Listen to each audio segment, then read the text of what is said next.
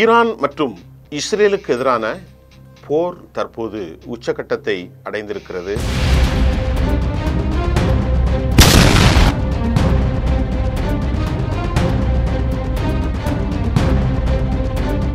Our fight is with our common enemy, a murderous regime that both oppresses you and impoverishes you.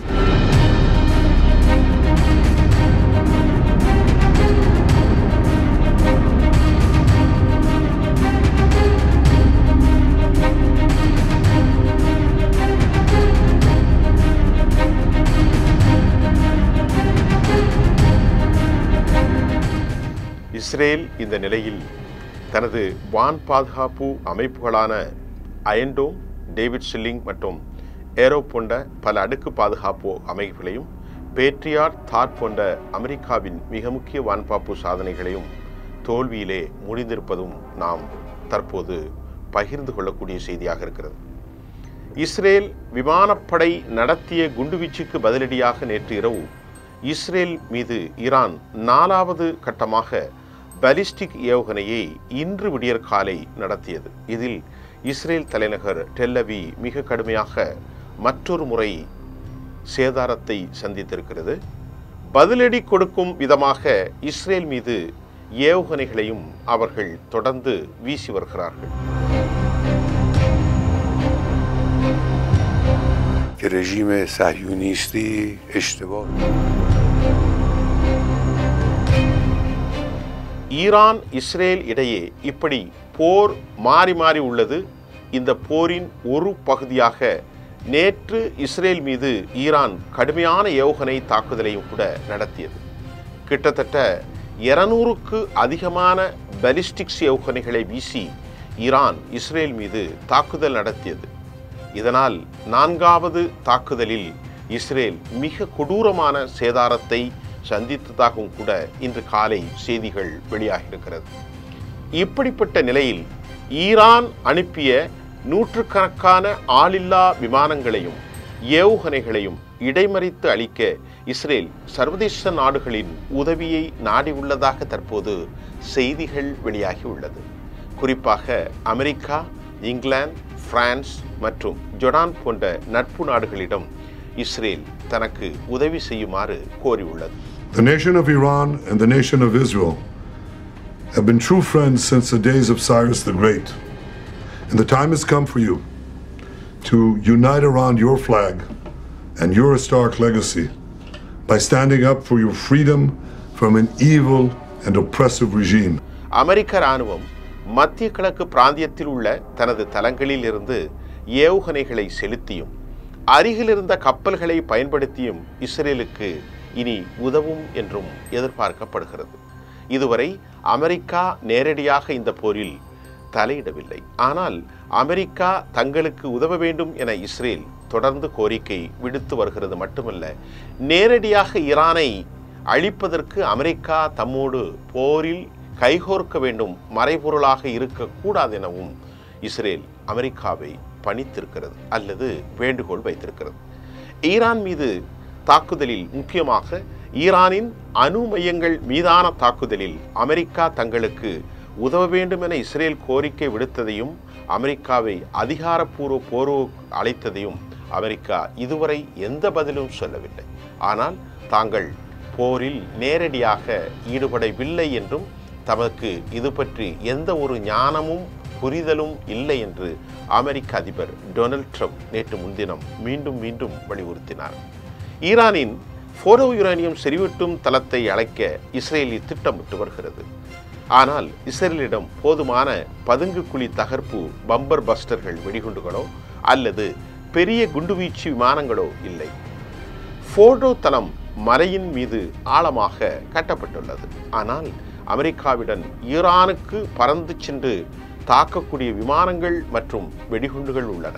ஆனால் இஸ்ரேலிடம் அப்படிப்பட்ட எந்த வெடிகுண்டும் அதனை கொண்டு சென்று தாக்கும் உண்மையில் விமானமும் இல்லை.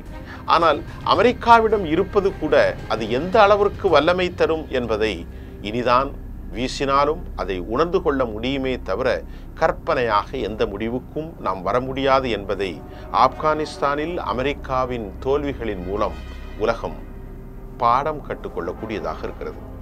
ட்ரம்ப் நிர்வாகம் இஸ்ரேலின் நடவடிக்கையிலிருந்து இதுவரை விலகியுள்ள நிலையிலும் இஸ்ரேலின் தாக்குதலை ஆதரித்தாலும் நாங்கள் இந்த தாக்குதலுக்கு உதவவில்லை என்றுதான் அவர்கள் திருப்பி திருப்பி சுட்டிக்காட்டுவதையும் நாம் கணக்கில் எடுத்துக்கொள்ள வேண்டும்.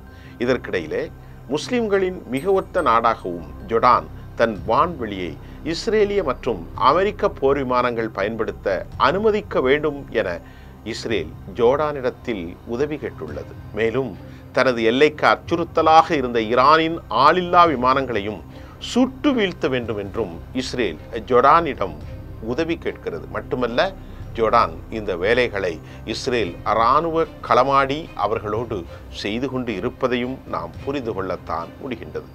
இங்கிலாந்து மற்றும் பிரான்ஸ் படைகளும் இராணுவ தளங்களில் இருந்து உதவி வழங்க வேண்டும் என்றும் இஸ்ரேல் கேட்டுக்கொண்டிருக்கிறது. ஈரான் நடத்திய தாக்குதலின் அளவு மற்றும் சிக்கலான தன்மை காரணமாக இஸ்ரேல் தற்போது மிக மிக வேகமாக முடங்கியிருக்கிறது. பொருளாதாரம், மக்களின் பாதுகாப்பு, அதே போன்று நாட்டின் மிக முக்கியமான தகவல் நிலையங்கள், மிகப்பெரிய கட்டடங்கள் மீண்டும் விரிக்கெடு சிதைந்து போயிருப்பதாகவும் இதற்கு மறு உருவாக்கம் செய்ய பல பில்லியன் டாலர்கள் அவர்களுக்கு தேவைப்படும் என்பதும் செய்திகள் வெளியாக இருக்கிறது. இஸ்ரேல் போன்ற ஒரு சின்ன நாடால் எந்த ஒரு நாடாக இருந்தாலும் தனியாக சமாளிப்பது கடினம் என்றும் ஒருங்கிணைந்த முறையில் செயல்பட்டால் மட்டுமே அச்சுறுத்தல்களை தடுக்க முடியும் என்றும் மற்ற நாட்டின் உதவி இருந்தால் மட்டுமே ஈரானின் ஏவுகணைகளை இஸ்ரேல் வான்வெளியில் அடைவதற்கு முன்பு செயலிழக்க செய்ய முடியும் என்றும் ஈரான் நடத்திய தாக்குதலின் தீவிரத்தை உணர்ந்த இஸ்ரேல் நட்பு நாடுகளின் உதவியோடு தனது பாதுகாப்பை உறுதிப்படுத்திக் கொள்ளும் நடவடிக்கைகளும் இறங்கியுள்ளது. ஆனாலும் இது சாத்தியமா என்ற கேள்வி உலகத்தை போரியல் வல்லுநர்களிடத்திலே எழுந்துள்ளது. ஏனென்றால் உக்ரைனுக்கு ஆதரவு கொடுத்து மிக அதிகமாக வாங்கி கொண்டிருக்கக்கூடிய நேட்டோ நாடுகளும் அமெரிக்கா போன்ற நாடுகளும் நிறைய பாடம் கற்றுக்கொண்டிருக்கிறது. ஆகவே ஈரானிடத்தில் வந்தது வெளியே சில 5%, 10% மட்டும்தான். இன்னும் வராமல் இருக்கிற ஏவுகணைகள், அவற்றில் பொருத்தப்பட்டுள்ள தொழில்நுட்பங்கள் குறித்து யூரோப்பா அச்சத்தில்தான் இருக்கிறது. இருந்த போதிலும் யூரோப்பாவினுடைய பிரான்ஸ் மற்றும் UK முதல் கட்ட காணொளியிலே எங்களுக்கு இதில் சம்பந்தம் இல்லை என்று சொன்னாலும் அவர்கள் அனைவரும் நிச்சயமாக இஸ்ரேலுக்கு ஆதரவாக களமாடுவார்களா என்ற கேள்வி உலகில் பல போரியல் ஆய்வாளர்கள் முன்பு தொங்கித்தான் இருக்கிறது. ஒருவேளை அமெரிக்கா இந்த போரில் ஈடுபடுவது சந்தேகமே. ஆனால் அமெரிக்காவின் உதவி இல்லாமல் ஒருபோதும் வெற்றி பெற முடியாது என்பதையும் நாம் காண்கிறோம். கடந்த காலங்களில் அமெரிக்கா பல போர்களில் தோல்வியைத்தான் சந்தித்தது. ஆப்கானிஸ்தான் போரில் அமெரிக்காவின் தோல்வியிலும், வியட்நாம் போரிலும், ஈராக்கோடு நடந்த போரிலும், லிபியாவில் நடந்த போரிலும், எல்லா போர்களிலும் தொடர்ந்து கையை சுட்டு கொண்ட அமெரிக்கா தற்போது ஈரானை எதிர்த்து நேரடியாக களம் இறங்குமா? அப்படி இல்லை என்றால் பிரான்ஸ், இங்கிலாந்து போன்ற நேட்டோ நாடுகளில் இந்த நாடுகள் இஸ்ரேலுக்கு ஆதரவு தரப்போகிறது. இல்லை என்றால் சமாதானத்தை நோக்கி இந்த போர் செய்யுமா? புட்டின் அவர்களிடத்தில் எங்களை காப்பாற்றுங்கள் என்று விண்ணப்பித்தார் பெஞ்சமின் நெத்தன்யாகு. ஆனால் புட்டினோ போரை ஆரம்பித்தது நீங்கள்தான், முடிவு செய்வதும் நீங்கள்தான் என மறுதளிப்பு செய்துவிட்ட நிலையில் இன்றைக்கு கைசேதப்பட்டு இஸ்ரேல் நிற்பதை இச்செய்தியின் ஆதாரமாக நாங்கள் வழங்குகிறோம். நன்றி.